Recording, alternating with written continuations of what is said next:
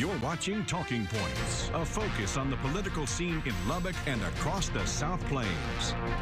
And welcome back. Here's a look at some of the political headlines of the past week. Did you hear about this argument over the new State House Speaker? State Republican Party Chair Alan West said last week that the party would not accept or support Representative Dave Phelan's claim for the job. Phelan has said he has enough support to get it. Outgoing Speaker Dennis Bodden came on Chad Hasty's show over on KFYO and ripped West, saying he needed a one-way ticket out of Texas. Lubbock Representative Dustin Burrows alluded to West trying to use the job to run for higher office, and the governor just congratulated Phelan on the new post, so I guess we know who's in charge there. And you may have missed this with all the election buzz over the last few weeks. We talked about the debate over whether the Lubbock City Council should approve the use of impact fees to help pay for new infrastructure needs. They did pass that ordinance, but only at a rate that would cover 25% of the money needed to cover road projects into a newly developed area. That's it. Fees for water and sewer lines could come sometime in the future. Joe Biden's already started thinking about who will be part of his new administration, and one of the names reportedly on the short list for jobs is Texas Tech law professor Vicki Sutton. She's extremely qualified for an assortment of assignments, and as our Grace Morris found out, that may eventually override the fact that she happens to be a Republican. I had an email from a friend and said, good news, your name is being circulated. That's how Texas Tech professor of law Vicki Sutton found out she was on the short list of potential nominees for President-elect Joe Biden's cabinet. It's always good to be on a short list, whether you get named or not. It's nice to be recognized. She's worked under both President Bushes, serving in the Department of Transportation and the White House Science Office. She's currently serving on Governor Abbott's task force on infectious diseases, but Sutton's main background is in environmental, biosecurity, and bioterrorism law. I think definitely those are issues that are high on the agenda, both pandemic issues as well as climate change issues, and those are two areas that I have a lot of experience. Sutton is also a citizen of the Lumbee Indian tribe based in North Carolina and says it would be an honor to be able to represent her tribe in the White House. I think that you are a lot of things. You know, you're a U.S. citizen, you're a Lumbee citizen, so there are lots of interests that you represent while you're there. And feels that more Native American representation in the White House should be encouraged. It is a good idea because, of course, it's Native Americans have been underrepresented in the appointments process, and particularly in areas where Native American issues are discussed constantly, and that is in quite a number of places. But she isn't sure when she'll hear about an official nomination or if she'll accept it. And I think we'll just have to wait to see what happens as this unfolds. It's Grace Morris reporting. Thank you. One of the more surprising things we saw coming out of election night, at least for some of us, was how poorly Mr. Biden performed in many of our Texas Latino communities. The website thetexan.news put this graphic together, which really shows what I'm talking about. Our vote was about the same as it usually is here, but look at the percentage of change in South Texas voters from 2016 to now, expanding their support of President Trump by 25% or more in some cases. And with that in mind, let's bring in longtime friend of the show and expert on borderland culture and politics, Texas Tech Associate Professor Miguel Lavario. It's good to see you again, my friend. It's good to see you, Brian. Thank you for having me. Sure. Did the National Democratic Party just sort of misjudge the mood of the Latino community in South Texas and in several parts of Texas maybe with this election? Well, I think what we're seeing is that they're taking the Latino vote for granted, quite frankly, and they have been for quite some time. I think we saw that, and I think that, you know, I'm originally from El Paso, Texas, and I follow a lot of the politics there, and even at Paso, the incumbent Congresswoman Veronica Escobar also received a lower number on her count.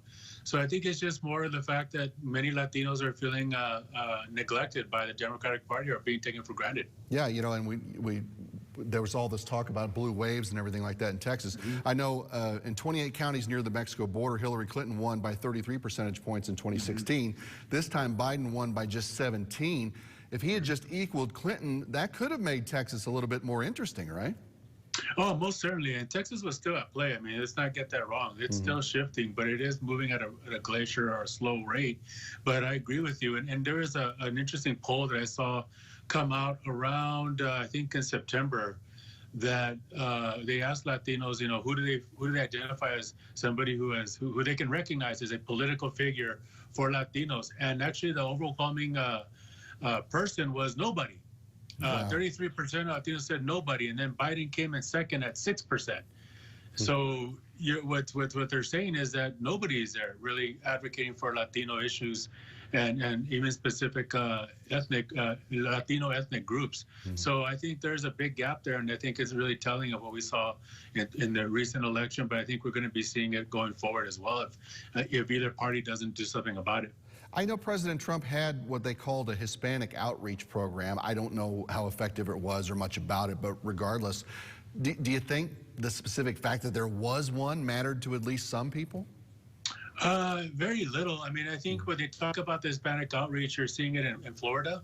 Wow. That's where really his focus was on.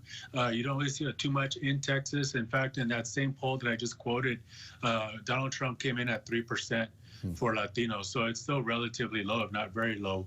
But definitely we look in Florida, of course, trying to rally the older generation of Cuban Americans who, once they hear the word socialism or communism, they're going to act, because of their historical experience. So I think that's really what they're talking about. But in Texas, you still have a very strong Democratic support from Latinos. But yeah, it is certainly needs attention, and it needs to be supported. Can you speak to that a little bit more? How much of this is your own specific heritage within the Latino world? I know folks in Arizona back Biden, for example, more.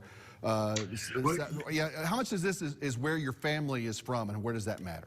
That's a great question, Brian, and I think it lends to the overarching argument and point that Latinos are not a monolithic group. And I know that no group is monolithic, but even more so with Latinos. There's this idea that they all speak to the same issues, and they really don't. And frankly, when you talk about the different nationalities or ethnicities within Latinos, when you talk about Florida, you're talking about mostly Cuban Americans and those of Cuban descent, but they only make up about 6% of the overall Latino population.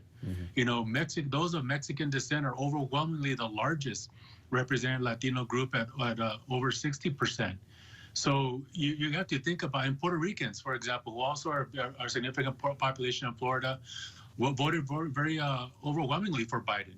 So we have to really consider the background, and we have to consider those groups. I mean, as you're talking about, some people have been talking about Trump making inroads with Latino voters. They're really talking about Florida, because you can also make the same argument that it's Latinos who helped flip Arizona, Nevada, and also helped push that vote in Pennsylvania as well. I know a lot of Republicans who vote specific issues a lot more than they vote for specific people. They're pro-life, for example, and that's a deal breaker for anyone who's not. Are a lot of Latino voters the same? I would say that there are certain issues that they are all over. I mean, they're all over the place. Definitely the abortion issue or healthcare. It's a really nuanced, I think, idea. Obviously, with many of them being of the Catholic faith, they fall in line with the anti-choice issue. But at the same time, there are many Latinos who support Medicare for all. Especially if you look at the younger population. So it's a very mixed bag, and I think that's one of the reasons why it's hard to sort of pin down any Latino group when it comes to which party. But I think when you see that historically that Latinos and specifically Mexican Americans have traditionally supported the Democratic Party, is because in general and overall, you've seen, especially during the 1960s with the Kennedy administration or the Kennedy campaign, the Lyndon Johnson campaign, and several others, that really made some strides to reach out to the Latino vote, and they just kind of became loyal, So I think that's something that's wavering, and I think that this particular election has proven that the Democrats can't take their voting blocks and their voting support for granted.